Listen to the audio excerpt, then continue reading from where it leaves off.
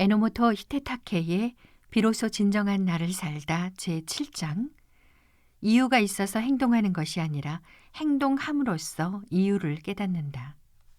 아마존 원주민 방문과 회사 경영 복귀. 후지노를 거점으로 시작한 트랜지션 타운 운동. 2008년 6월에 나는 일본으로 귀국해서 이전부터 인연이 있던 후지노라고 하는 지역에 터를 잡았다. 후지노는 가나가와현 북서부에 있는 자연이 아름다운 인구 10,000명 정도의 작은 마을이다. 이곳에는 트랜지션 타운 퍼머컬처 코스를 밟은 친구 부부가 먼저 와서 살고 있었다. 이사를 하자마자 나는 곧바로 친구와 함께 트랜지션 활동 준비에 돌입했다. 제일 먼저 마을에서 영향력 있는 사람들을 찾아다니며 트랜지션 타운에 대한 설명을 했다. 이사 온 지 얼마 되지 않은 외지 사람이 생전 처음 듣는 트랜지션이라는 것을 소개한들 아무도 반겨줄 리 만무하다고 생각했기 때문이다. 다행히 걱정과는 달리 마을 사람들은 우리 얘기에 귀를 기울여줬고 흥미로운 활동이라며 적극적으로 지지해주겠다고 했다. 이후로도 관심을 가져주는 마을 사람들을 대상으로 설명회를 열면서 준비한 결과 약 반년 후인 2009년 2월에는 운영위원회를 결성하고 정식으로 트랜지션 후지노라는 명칭으로 민간단체를 만들 수 있었다. 이와 동시에 핀드혼까지 발걸음을 옮겨줬던 친구들과는 2009년 5월에 트랜지션 재팬이라고 하는 별도의 비영리 단체를 설립해서 전국적으로 트랜지션 타운 운동을 확대시키는 활동도 시작했다. 체인지 더 드림을 향한 도움의 손길. 한편으로 체인지 더 드림 활동은 2번 정도 시험 삼아 실행해 봤는데 가장 큰 문제는 프로그램에 사용하는 2시간짜리 영상이 모두 영어로 되어 있어 일본인들의 마음을 강하게 울리는 자극을 주지 못한다는 것이었다. 그렇다고 일본어 자막을 넣기에는 시간도 비용도 엄두가 나지 않았다. 그러던 중 2008년 11월에 캐나다 몬트리올에서 열린 코칭 국제 학술 대회에 참가해 체인지 더 드림을 소개하는 기회를 갖게 됐다. 200명이 넘는 대규모 행사였다. 프로그램이 끝나자 일본인 참가자 몇 명이 나를 찾아와서 이것을 일본에서도 해보는 것은 어떠냐고 제안하는 것이 아닌가. 나는 반가워하며 이미 일본에서 시작하기는 했으나 일본어 자막 문제로 고전하고 있다고 말하자 우리가 도울 테니 일본에서도 꼭 해보자며 적극적인 지지를 표명해 주었다. 생각지도 못한 기회로 일에 속도가 붙기 시작했다. 많은 사람들의 도움을 받아 이듬해 4월에는 일본어 자막이 있는 영상이 완성됐고 5월에는 일본에서 처음으로 퍼실리테이터 트레이닝을 실시하고 체인지 더 드림을 진행할 수 있는 퍼실리테이터를 20명 넘게 양성하는 단계까지 이르렀다. 이것을 계기로 세븐 제네레이션이라고 하는 NPO 비영리 임의 단체를 2011년 3월에 설립해 트랜지션 타운 활동과 함께 본격적인 활동을 하기 시작했다. 갑자기 머리를 스친 생각. 이렇게 일본에서 체인지 더 드림과 트랜지션 타운 활동을 매진하던 2010년 3월 체인지 더 드림 활동의 일환으로 남미 아마존 열대우림 지역에 사는 원주민을 만나러 가는 투어를 기획했다. 목적지는 에콰도르였다. 가는 도중에 샌프란시스코에 들려 오래간만에 CTI 창설자를 만나 얘기를 나누는 기회를 가졌다. 2003년 말에 CTI 재팬 대표를 사임한 이후 경영에서는 물러났지만 CTI 본부와 커뮤니케이션을 하는 역할로 고문직을 맡고 있는 터라 겸사겸사 들른 것이었다. 창설자에게 올해 4월에 실시할 예정이었던 프로그램을 인원 부족으로 취소했다는 보고를 했다. 그러자 온화한 성품의 그가 돌연 얼굴을 붉히며 화를 내는 것이 아닌가. 당신들의 의식이 CTI 사상과 멀어진 것이 아닌가요? 그렇다. 아주 틀린 말이 아니었다. 실제로 몇 년 전부터 일본 CTI 사업의 다각화라는 목표 아래 다양한 프로그램을 도입하면서 그쪽으로 많은 인력을 투입하다 보니 CTI 본연의 활동에는 일손이 부족한 상태였다. 나는 그날 밤 또다시 잠을 이루지 못했다. 그리고 대표직을 사임한 이후 단 한 번도 가지지 않았던 생각이 머릿속을 스쳐갔다. CTI 재팬으로 경영 복귀를 해야 하는 것 아닐까. 그러나 이때까지만 해도 이것이 진정한 내면의 소리인지 자신이 없었다. 생각지 못한 창업자의 호통에 밀려든 책임감으로 일시적으로 떠오른 생각이 아닐까 하는 의문도 있었다.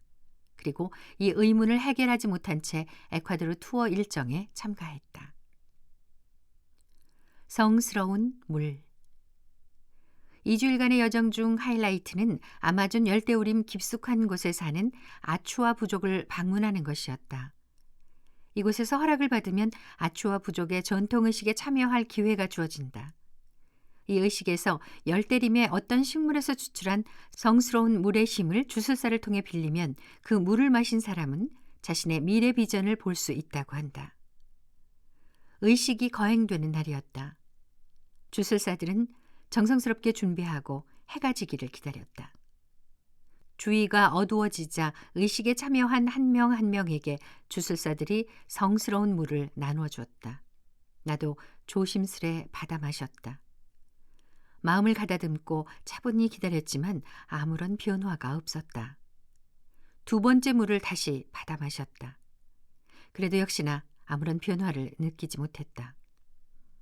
이튿날은 성스러운 물을 마신 사람들이 각자의 체험을 얘기하면 주술사가 그것이 의미하는 바를 해석해 주는 날이다. 나는 2잔을 마셨지만 아무것도 느끼지 못했다고 솔직하게 고백했다. 그러자 주술사는 이 물에는 긍정의 에너지가 있습니다. 물이 가진 긍정의 에너지가 이것을 마신 사람의 부정의 에너지와 부딪힐 때 그 부정의 에너지를 극복하기 위해 필요한 비전을 보여줍니다. 따라서 2잔을 마셔도 아무 일이 일어나지 않았다고 하는 것은 당신에게는 지금 부정의 에너지가 전혀 없다는 것을 뜻합니다. 라고 말해줬다. 이 말을 듣고 가장 먼저 떠오른 생각은 CTI 재팬으로의 복귀였다. 그리고 이것이 진정한 내면의 소리라는 확신이 들기 시작했다. 왜 복귀해야 하는지에 대한 이유는 떠오르지 않았지만 나는 일단 이 소리에 따르기로 결심했다. 이 순간 나에게는 왜 복귀해야 하는가 보다는 이 소리가 진정한 내면의 소리인지 아닌지를 확인하는 것이 더 중요했다. 왜냐하면 이 소리가 진정한 내면의 소리라면 이것을 따르는 과정에서 이유는 결국 알게 될 것이라는 믿음이 있었기 때문이다. 다만 내가 CTI 재팬으로 돌아가기 위해서는 작지 않은 각오를 해야만 했다. 이것은 지금까지 심혈을 기울여온 2 시민운동에서 손을 뗀다는 것을 의미했기 때문이다. CTI 재팬을 처음 설립할 때와 마찬가지로 이것 또한 결코 쉬운 일이 아니라는 것을 누구보다도 잘 알고 있었다. 다행히 이번에도 주변에서 흔쾌히 내 결정을 존중해줬고 일본으로 귀국한 후 1달 정도의 기간 동안 바삐 인수인계를 받고 5월 연휴가 끝나자마자 바로 CEO로서 CTI 재팬 경영에 복귀했다.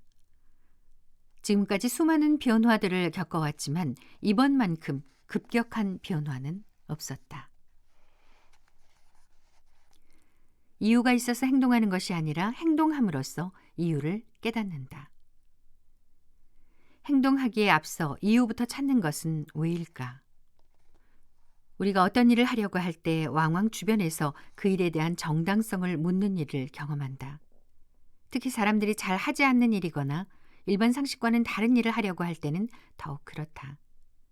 큰맘 먹고 어떤 일을 하려고 할 때 부모, 형제나 지인, 직장 동료나 상사에게서 이런 말은 꼭 한 번씩 들어봤을 것이다. 그런 일을 왜 하는 거야? 혹은 그거 해서 뭐 하게? 말하는 쪽은 별 생각 없이 툭 던지는 말일지도 모른다. 듣는 쪽도 특별한 의미를 두지 않고 대답할 수도 있다. 그러나 이런 일이 반복되다 보면 어느샌가 행동하기 위해서는 명확한 이유가 필요하구나, 혹은 명확한 이유가 없으면 행동해서는 안 되는구나 라고 생각하게 된다. 이런 사고에 익숙해지면 다음 행동을 하려고 할 때 주변에 어떻게 설명할지 고민하면서 주저하는 자신을 발견하게 될 것이다. 내가 이것을 가장 처음 느낀 것은 20대 때 근무하던 회사의 해외 유학 제도를 이용해서 미국에 가려고 했던 때였다. 에피소드 1을 참조하면 된다. 몇 번이나 떨어지면서도 또다시 도전하는 나에게 회사 임원들은 항상 이렇게 물었다. 자네가 유학 가려는 이유가 뭔가? 회사 비용으로 보내는 유학인 만큼 확인 작업은 당연히 필요할 것이다. 나는 나름대로 열심히 이유를 설명했지만 매번 돌아오는 대답은 자네가 미국에 가고 싶어 하는 마음은 알겠지만 왜 가려고 하는지가 명확하지 않다 였다. 인정하기 싫지만 그들의 지적은 옳았다. 유학을 가고자 하는 나의 마음에는 거짓이 없었지만 왜라고 하는 질문에는 스스로도 대답하지 못했다.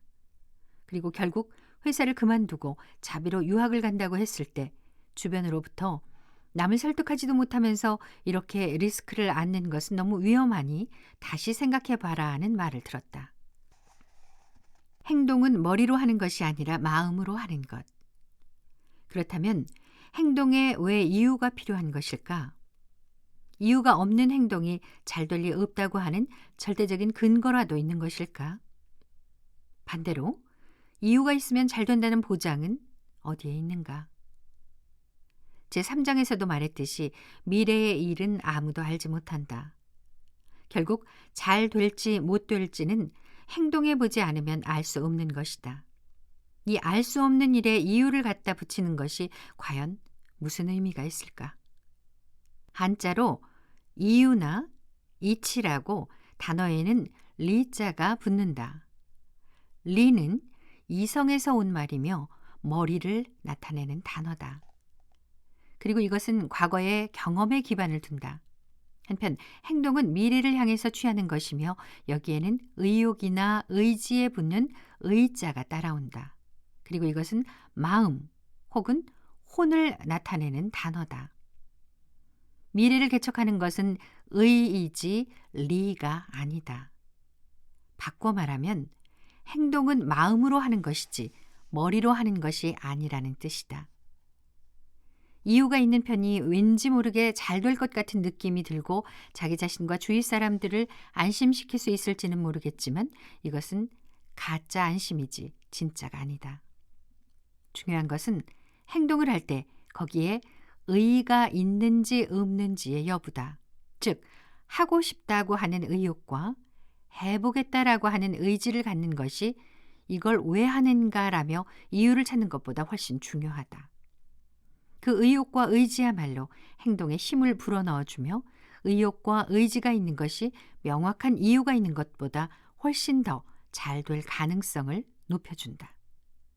당신은 어떻게 생각하는가? 이유가 없는 것이야말로 진정한 것. 이유가 있다고 하는 것은 이해타산이 존재하는 것을 의미한다. 즉 거기에는 이렇게 하면 이렇게 된다고 하는 기대감이 반드시 있다. 행동에는 시간과 에너지, 경우에 따라서 돈이 들기도 하는 리스크가 따른다. 행동을 했다고 하더라도 기대만큼 좋은 결과가 나오리라는 보장은 당연히 없다. 이때 비용 투자와 리스크 감수에 걸맞는 보상이 없을 것 같다고 해서 행동조차 하지 않는 것은 단순히 이해타산을 계산해 본 것 외에는 아무 의미가 없다. 일반적으로 사람들은 행동할 때 장단점을 따져서 할지 말지를 정한다. 그것이 당연하고 또 필요하다고 생각할지는 모르겠다. 그러나 과연 정말로 그럴까? 반대로 어떤 일을 할 때 잘 된다는 보장이 없는데도 그냥 하고 싶으니까 할 때가 있다. 여기에는 아무런 이해타산도 기대도 없다. 이것은 행동의 결과가 아니라 행동 그 자체에 의미를 두는 것이다. 나는 이러한 이유 없는 행동이야말로 순수한 행동이며 이것이 진짜라고 생각한다. 앞서 이유는 머리를 나타내는 단어며 과거의 경험에 기반을 둔다고 말한 것을 달리 표현하면 순수하게 그 사람의 마음속에서 우러나오는 것은 이유라고 말하지 않는다라는 뜻도 된다. 제1장에서도 말한 바와 같이 진정한 나란 무엇인가를 생각할 때 그 힌트는 누군가가 가르쳐주는 것도 아니요 주변 사람들이 모두 하고 있기 때문에도 아니라 왠지 모르게 마음속에서 자연스럽게 우러나오는 이유 없는 것에서 찾을 수 있다고 나는 믿고 있다. 이를 위해서 마음껏 이유 없는 행동을 해보자. 이유는 나중에 따라온다. 나는 이렇게 마음을 따라서 이유가 없는 행동을 하고 나중에 뒤를 돌아봤을 때 그때 그 행동이 이런 의미를 갖는구나 하고 깨닫게 되는 일을 여러 번 경험했다. 예를 들어 지금이야말로 전진할 때다라는 내면의 소리를 따라 2003년 말에 CTA 재팬의 경영에서 손을 뗐을 때만 하더라도 처음에는 앞이 전혀 보이지 않는 불안으로 가득 차 있었다. 그러나 그 후 스코틀랜드로 이주했고 그 결과 체인지 더 드림과 트랜지션 타운이라고 하는 시민운동을 만날 수 있었다. 그리고 이것들을 일본으로 가지고 온 후에야 이것 때문에 내가 CTA 재팬을 떠난 거였구나 라는 깨달음을 얻을 수 있었다. 여기까지 듣고 혹시 이렇게 생각하는 사람이 있을지도 모르겠다. 어쩌다 우연히 된 일을 결론적으로 끼워 맞추는 것이 아닌가 하고 말이다. 그렇다. 그럴 수도 있다. 제4장에서 말한 것처럼 인간은 어떤 일에나 의미를 부여하는 재주가 있어서 어떤 결론이 나더라도 그에 합당한 이유를 갖다 붙일 수 있다. 그러나 여기서 중요한 것은 결과론이냐 아니냐가 아니다. 처음부터 이유가 있는 경우와 나중에 이유를 붙인 경우 중 어느 것이 중요한가는 자신의 인생에 미친 영향이 어떻게 달라졌는가로 판단해야 한다. 이것은 다른 말로 표현하면 먼저 줄거리를 써놓고 그대로 행동하는 것과 줄거리를 쓰지 않고 마음 가는 대로 행동했다가 나중에 의미를 부여하는 것의 차이라고 할 수 있다.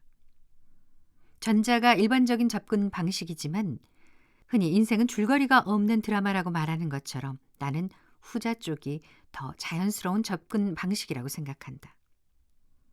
전자의 경우는 짜여진 줄거리대로 가고 있는지에 초점을 맞추게 되기 때문에 줄거리와 상관없을 것 같은 정보나 일은 낭비로 보이고 방해가 될 것 같은 정보나 일은 장애물로 여겨지기 때문에 다 잘라내기 십상이다. 그러나 후자의 경우는 애당초 줄거리 자체가 없기 때문에 모든 정보나 사건들이 모두 얘기의 재료가 될 수 있다고 여기므로 무슨 일에나 호기심을 갖고 열린 마음으로 받아들인다. 과연 어느 쪽이 인생에 더 많은 가능성을 열어줄까? 정답은 각자가 판단할 일이다. 기대와 신뢰. 이와 관련해서 기대에 관한 얘기를 조금 해보고자 한다. 그도 그럴 것이 먼저 줄거리를 써놓고 그대로 행동하는 방법은 종종 내가 기대의 함정이라고 표현하는 것에 빠지기 쉽다.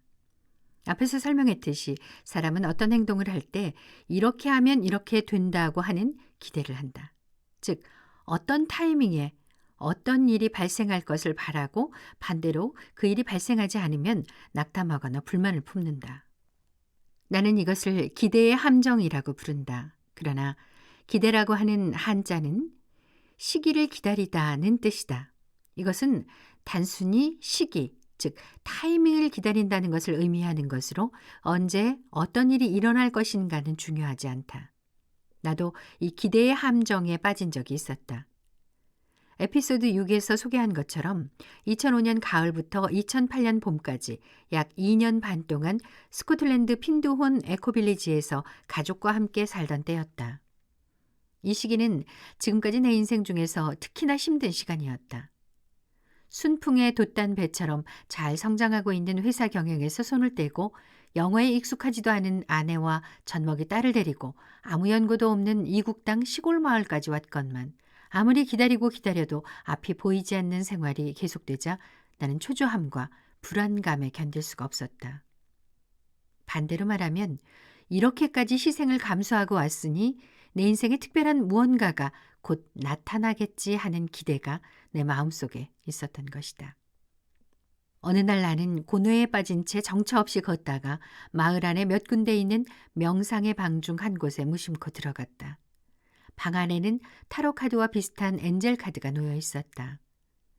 엔젤 카드는 카드를 뽑는 사람에게 지금 가장 필요한 요소를 짧은 단어로 표현해 놓은 것이다.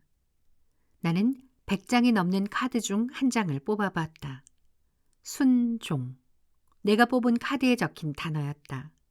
다른 카드에는 자유, 사랑, 창의성 등과 같이 딱 봐도 긍정적인 단어들이 적혀 있는데 반해 내가 뽑은 단어인 순종은 긍정보다는 부정에 가까운 뉘앙스라 조금 당황스러웠다. 이건 대체 무슨 의미인가 하고 옆에 놓인 카드 해설집을 펼쳐봤다. 거기에는 이런 말이 적혀 있었다. 당신은 지금 신에게 뭔가 기대하고 있군요.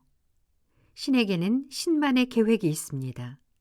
당신은 그것을 믿고 신이 보여주는 것에 순종하기만 하면 됩니다. 가슴이 철렁했다. 정곡을 찔린 느낌이었다. 기다리고 있으면 신이 내게 어떤 특별한 것을 줄 것이라 기대하고 있었던 뻔뻔함과 오만함이 부끄러웠다. 이와 동시에 찾고 있던 것이 왜 보이지 않았는지 이유를 깨달았다. 눈이 번쩍 뜨이는 것과 같은 느낌이 들었다. 그날 이후 나는 신에 대한 기대를 내려놓고 언젠가 발견할 날이 오리라는 것을 믿고 시기를 기다리기로 했다. 그리고 얼마 안가 체인지 더 드림을 만나게 됐고 이어서 트랜지션 타운과도 만날 수 있었다. 뭔가를 기대하고 행동하면 혹시 잘 안 되기라도 하면 어떡하지 하는 불안과 두려움에 휩싸이게 된다. 그러나 분명 어떻게든 잘 될 거야 하고 생각하는 것은 특정 타이밍에 특정 결과를 손에 넣는 것에 대한 집착을 버리는 신뢰의 마음가짐이자 방법이다. 이것은 제3장에서 소개한 레디컬 트러스트 인생관과도 연결된다. 즉, 이 우주가 나의 적이 아니라 아군이라고 받아들인다면 특정 결과를 기대할 필요가 없어지고 어떤 일이 벌어져도 괜찮다는 신뢰감이 생긴다. 기대하지 말고 행동하라.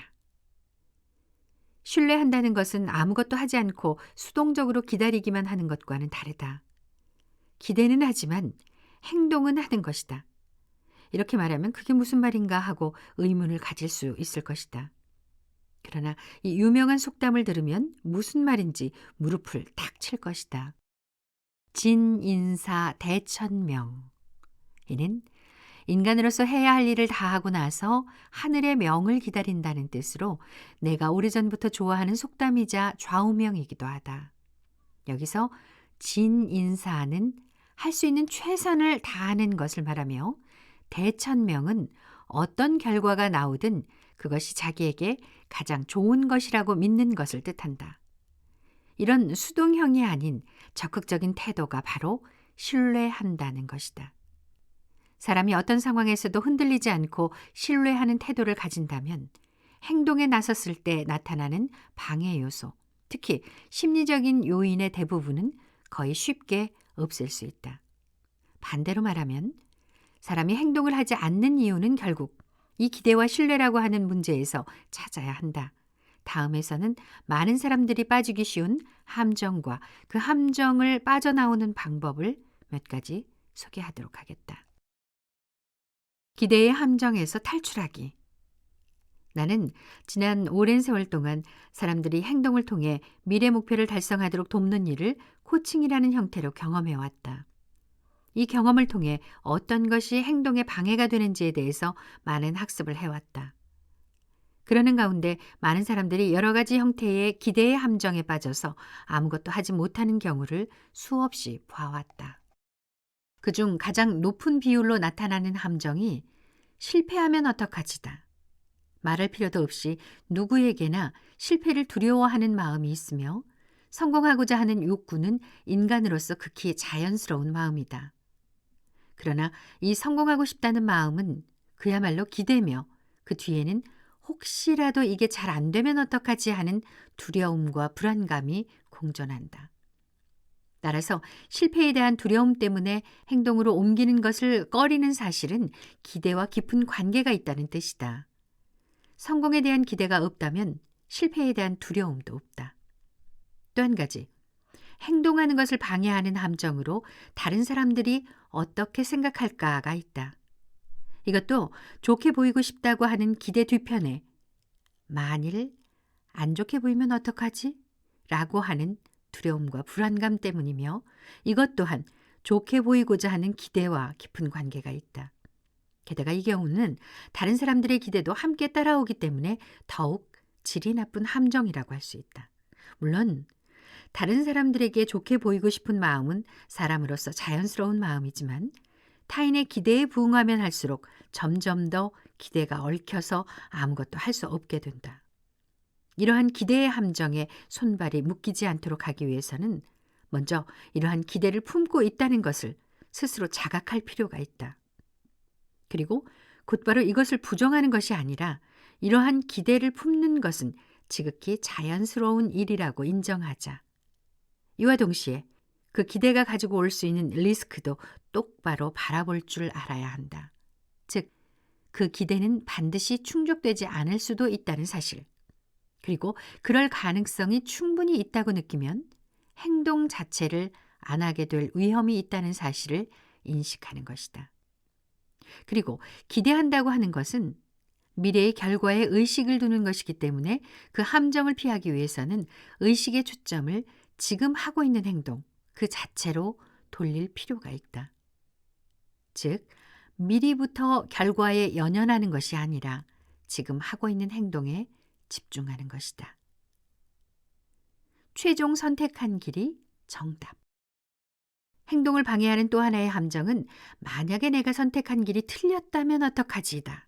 이것은 앞서 말한 실패하면 어떡하지에서 파생한 것이라고도 할 수 있는데 인생에서 큰 결단을 내려야 할 때 특히나 빠지기 쉬운 함정이다.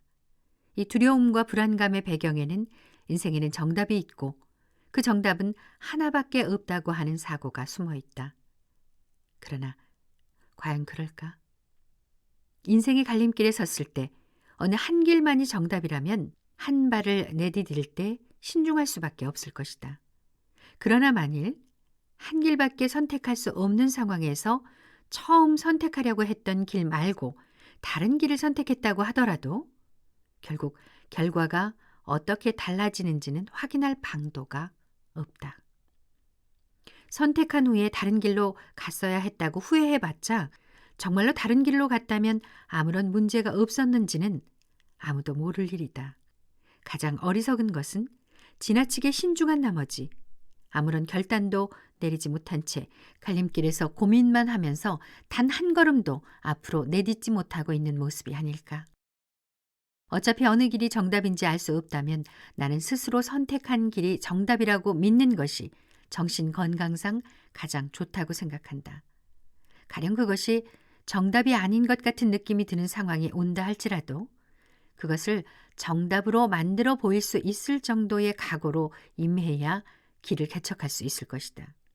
그럼에도 불구하고 그 길이 잘못된 길이라고 생각된다면 그때 다시 시작해도 늦지 않다.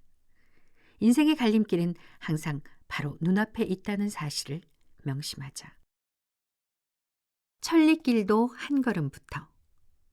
어떤 큰일에 도전하고자 할 때 빠지기 쉬운 함정으로 한 번에 높은 산을 정복하려고 하는 것을 들 수 있다. 야심차게 높은 산 정복을 목표로 삼고 열심히 등반하다가 얼마 안 가서 산 정상을 내려다보고 그 아득한 높이에 기가 눌려 발걸음이 떨어지지 않는 패턴에 빠지기 쉽다. 또 갑자기 높은 산을 오르려고 하면 자신도 모르게 주저하게 되는 경우도 있다. 그러나 이런 리스크를 감수하기 전에 할 수 있는 일들이 의외로 꽤 있다. 내가 20대 때 멀쩡하게 다니던 회사를 관두고 미국으로 유학을 가려고 할 때 역시나 처음에는 그 벽이 너무나도 높게 느껴져서 발이 떨어지지를 않았다.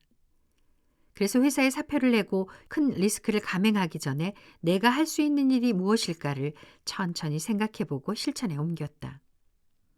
유학 관련 잡지나 책을 사서 보기도 하고 유학원에 문의도 해보고 이미 유학을 다녀온 사람들을 만나 얘기를 직접 들어보기도 해봤다. 그렇게 해서 어느 정도 정보가 모이고 어디서 어떤 공부를 할 것인가가 보이기 시작했을 때 유급 휴가를 내고 실제로 미국에 가서 그 학교의 수업을 청강해봤다. 에피소드 1에서 말했듯이 수업에 참관했을 때 신기하게도 내가 그 학교 학생이 돼서 실제로 공부를 하고 있는 모습이 머릿속에 선명하게 그려졌다. 이렇게 수많은 리스크에 대한 작은 행동들을 거듭하면서 처음에는 아득히 높게만 느껴졌던 벽이 어느샌가 꽤 낮아지는 것을 느낄 수 있었다. 천리길도 한 걸음부터라는 속담이 있다. 이것은 갑자기 벽이 높은 곳부터 손을 뻗는 것이 아니라 손을 뻗으면 닿을 정도의 부분부터 시작하라는 것을 의미한다. 더 쉽게 말하면 할 수 있는 것부터 하라는 뜻이다. 등산에 비유하자면 산기슭에서 정상을 올려다보며 엄두도 내지 못하고 주저앉기보다 먼저 작은 언덕 하나를 오르는 것을 목표로 하고 일단 걷기 시작하는 편이 낫다는 것이다. 그렇게 하면서 조금씩 눈앞에 할 수 있는 것을 하나씩 하다 보면 어느덧 고개를 들었을 때 처음에는 아득히 멀게만 느껴졌던 산 정상이 의외로 가까이 있는 것을 느끼게 될 것이다. 차선 변경. 등산을 예로 들어 또 하나 빠지기 쉬운 함정을 소개하겠다. 그것은 바로 이 길밖에 없다고 믿는 함정이다. 산을 오르다가 길이 막혀 더 이상 가던 길을 갈 수 없게 됐을 때 금방 포기하고 산을 내려와 버리는 것은 물론이고 간혹 이 길밖에 없다는 생각에 멈춰서서 어쩔 줄 몰라 하는 경우가 있다. 대부분의 산이 정상까지 오르는데 여러 루트가 있다. 가다가 길을 잘못 들었을 때 그대로 하산해 버리거나 꼼짝 못하고 어찌할 바를 몰라 할 것이 아니라 조금 돌아가더라도 다른 길을 찾아 정상을 향해 움직이는 편이 훨씬 낫다. 조금 더 말하면 같은 산을 계속 오를 필요가 없을지도 모른다. 사람들은 보통 여러 개의 산을 한 번에 오르려고 하는 경향이 있다.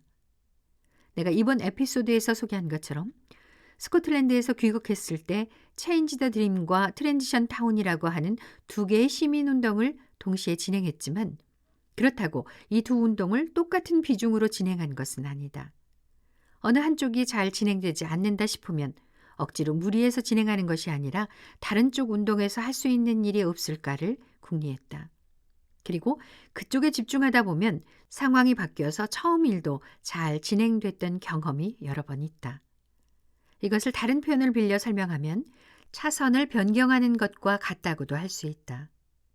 도로에 여러 차선이 있는 경우 한 차선으로 달리다가 차의 흐름이 좋지 않을 때에는 자연스럽게 다른 차선으로 변경해서 달리던 속도를 유지하는 것이 바람직하다. 행동을 할 때도 마찬가지다. 하다가 막히면 행동의 루트를 바꾸면 된다. 이때 옆에 다른 차선이 있는데도 불구하고 지금 이 차선밖에 없다고 착각하고 속도를 떨어뜨리는 것은 너무 아깝지 않은가? 일단 하고 보자. 지금까지 우리가 일반적으로 행동하는데 방해작용을 하는 심리적 요인과 그 대처 방법에 대해 몇 가지 알아봤다. 정리하면 너무 앞서 생각하지 말고 일단 지금 할 수 있는 일을 하자는 말이다. 여기서는 특히 일단이라고 하는 것이 중요하다. 머리로 지나치게 많이 생각하다 보면 결국은 아무 행동도 못하게 되는 경우가 많다. 복잡하게 생각하면 할수록 발을 떼기가 두려워진다. 생각을 하지 말자는 것이 경솔한 인상을 줄 수도 있겠지만 세상에는 실제로 해보지 않으면 모르는 일투성이다. 따라서 이런저런 변명거리를 늘어놓으며 아무것도 하지 않는 것보다는 한 발이라도 떼는 것이 훨씬 중요하다. 이때 먼저 발을 떼고 보는 경쾌함을 선물하는 마법의 단어가 일단이다. 한 가지 주의할 점이 있다. 당신이 행동을 할 때 그거 해서 뭐하게 하는 생각이 먼저 떠오를 것이다. 바꿔 말하면 그런 일 해봤자 소용없어 라는 대사가 생각날 가망성이 크다. 그러나 이것도 함정이라는 사실을 잊지 말자. 소용없다는 말은 사전적으로 아무런 쓸모나 득이 될 것이 없다는 것을 뜻하지만 나는 어떠한 행동에도 의미가 없는 것은 없다고 생각한다. 그런데 행동을 하기도 전에 의미가 없다고 단정 지어버린다면 그것이야말로 의미가 없는 것이지 않을까. 안 하고 후회하는 것보다 하고 후회하는 것이 낫다는 말도 있다. 어떤 행동을 할지 말지 고민된다면 설령 그 결과가 어떻게 될지 전혀 예측할 수 없다 하더라도 일단은 하고 보는 쪽을 선택하는 편이 후회가 적을 것이다. 자, 지금 당신은 이유도 없이 해보고 싶은 일이 있는가? 그것은 어떤 일인가? 그리고 그것을 위해 일단 가장 먼저 할 수 있는 일은 무엇인가?